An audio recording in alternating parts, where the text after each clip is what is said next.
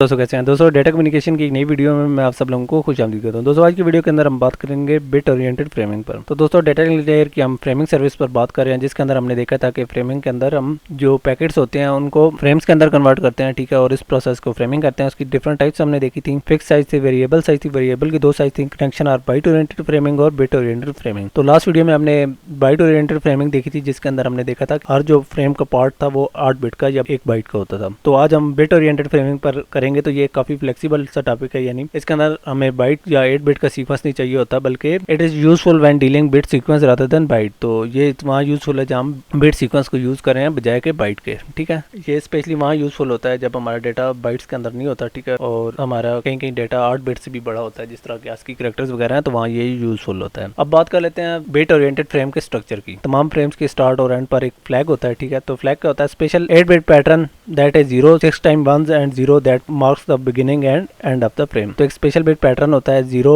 1 1 1 1 1 1 0, जो कि फ्रेम का स्टार्ट और एंड का बताता है, ठीक है। ये स्टार्ट में भी होगा, एंड पर भी होगा। उसके बाद हमारे पास आ जाता है हेडर, ठीक है। हेडर क्या होता है? It contains information such as physical addresses and control info. तो इसके अंदर फिजिकल एड्रेसेस और कंट्रोल इन्फो होती है। फिजिकल एड्रेसेस में हमारे IP एड्रेस शामिल हो सकते हैं, ठीक है। उसके अलावा हमारे फिजिकल एड्रेस एंड डिवाइसेस के, ठीक है, तो वो शामिल हो सकते हैं, ठीक है। उसके अलावा है हमारा डाटा, एक्चुअल पेलोड और content being transmitted sequence of bits. तो ये एक्चुअल पेलोड या हमारा डाटा होता है जो कोई हमने ट्रांसमिट करना होता है, लेकिन यहाँ ये बिट्स की सीक्वेंस में होता है। पहले हमने बाइट की सीक्वेंस में देखा है, यहाँ बिट्स की सीक्वेंस में होता है, ठीक है। सबसे एंड पर आता है ट्रेलर। तो ट्रेलर क्या होता है? Data for error control. तो इसके अंदर एरर कंट्रोल का डेटा होता है, ठीक है। इसके अंदर हमारे एरर डिटेक्शन कोड हो सकते हैं और उसके अलावा रिडंडेंट इन्फॉर्मेशन हो सकती है। अब बात कर लेते हैं बिट ओरिएंटेड फ्रेमिंग की कैरेक्टरिस्टिक्स पर। सबसे पहले है बिट सीक्वेंस, ठीक है। तो इसके अंदर बिट सीक्वेंस होता है। तो जो डेटा सेक्शन है फ्रेम का, तो ये एक सीक्वेंस होता है इंडिविजुअल बिट्स का, ना कि बाइट्स का। तो इसके अंदर बाइट्स का सीक्वेंस नहीं होता, बल्कि बिट्स का सीक्वेंस होता है। उसके अलावा होता है डेलीमीटर और फ्लैग। हर जो फ्रेम है, ठीक है, उसके अंदर एक फ्लैग पैटर्न होता है, जिस तरह के 0 और 6 बार 1 और फिर 0 है, ठीक है,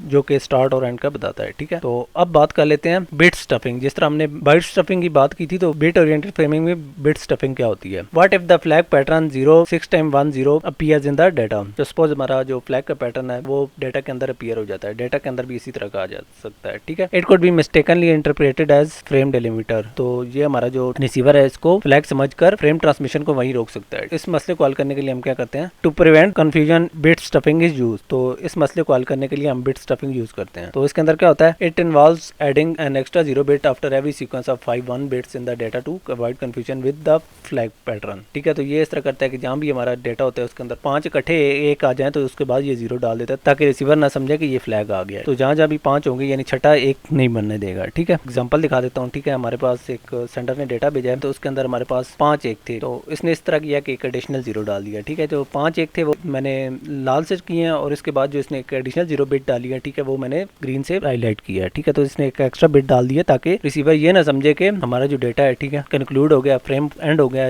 या फ्रेम का फ्लैग आ गया। यहाँ तक तो थी बिट स्टफिंग। तो बिट अनस्टफिंग यानी रिसीवर एंड क्या करेगा? तो ये इस तरह करेगा कि जो हमारा स्टफ 0 है, यानी जो हमें ग्रीन में नजर आ रहा है, इसको रिकॉग्नाइज कर लेगा और उसको 0 को एक्स्ट्रा 0 को रिमूव कर लेगा, ठीक है, और डेटा को रिकंस्ट्रक्ट कर लेगा। इसके बाद हम बात कर लेते हैं बिट स्टफिंग के एडवांटेजेस, ठीक है। तो इसके एडवांटेजेस क्या है? सबसे पहला एडवांटेज है एरर फ्री फ्रेमिंग। तो ये इंश्योर करता है कि हमारा जो फ्लैग पैटर्न है वो डेटा पोर्शन के अंदर शो ना हो, तो इस तरह से मिस इंटरप्रिटेशन नहीं होती, ठीक है। उसके बाद है फ्लेक्सिबिलिटी। ये उन सिस्टम में बहुत ज्यादा यूजफुल है जहाँ बाइट सीक्वेंस के बजाय बिट सीक्वेंस यूज किए जाते हैं। तो दोस्तों उम्मीद करता हूँ आप लोगों को आज की वीडियो पसंद आई होगी, जिसके अंदर हमने फ्रेमिंग के टॉपिक को कंक्लूड किया। तो इंशाल्लाह नेक्स्ट वीडियो में हम डेटा लिंक लेयर की नेक्स्ट सर्विस पर बात करेंगे। तब तक के लिए इजाजत दीजिए। अल्लाह हाफिज़।